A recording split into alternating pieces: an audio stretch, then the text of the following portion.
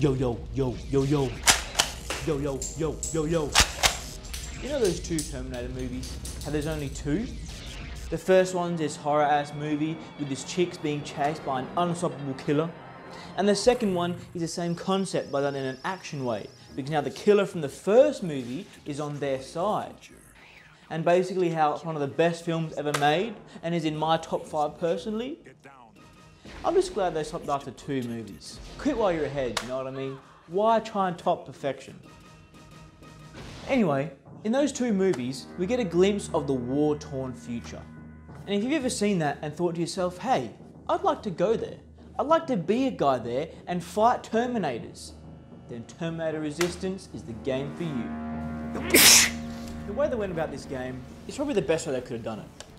You want this mix, right? You want to have fun with shooting and all that kind of stuff, but you also want to know how much of a deadly threat these Terminators are. The game does a mix of that, and honestly, it does it pretty well. You've got this open world sort of thing, right? It's like Dark Souls-esque, in that when you kill an enemy, they stay dead. And I like that. There's some therapeutic feel to it. So when you're going around planning your routes carefully, you kill a bunch of enemies, that means your route is going to be safer the next few times you're traveling through it. It's more satisfying.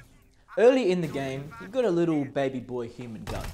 And obviously, you can't kill Terminators with this, so you've got to be very careful with each of those enemies you come across. And this is good, because it makes them more intimidating, right? Puts you in the shoes of the underdogs, which is humanity in this story. There's a lot of good things I could say about this game, but I hesitate to sing its praises too much. There were times I really struggled to enjoy my time, and I came to the conclusion that this is not a must-play game.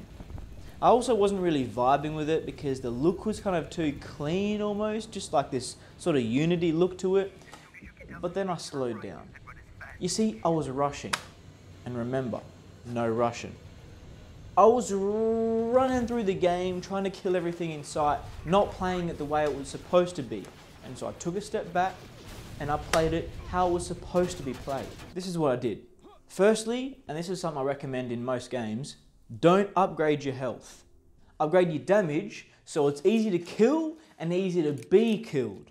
This makes it so there's tension in every fight. Secondly, play on at least hard. Don't even contemplate easy or medium, because even on hard, by the end of the game, you can have that many resources, you're just going to be running through, not even having to worry about what's going on. Thirdly, make the game more immersive, and you'll see the style, the graphics actually fit. Turn off your minimap for one, you don't need that, you can memorize where you're going, like a real scavenger, like a real survivor. Certainly turn off things like the enemy health bars, the indicators when the enemies can see you, because that just makes it like lame and video gamey, and it's like, bro, I'm trying to immerse myself in this Terminator-ass world. Doing this will force yourself to slow down. Think before every encounter. Every stealth kill will feel tense. Your skills will get better and you'll actually have a good time.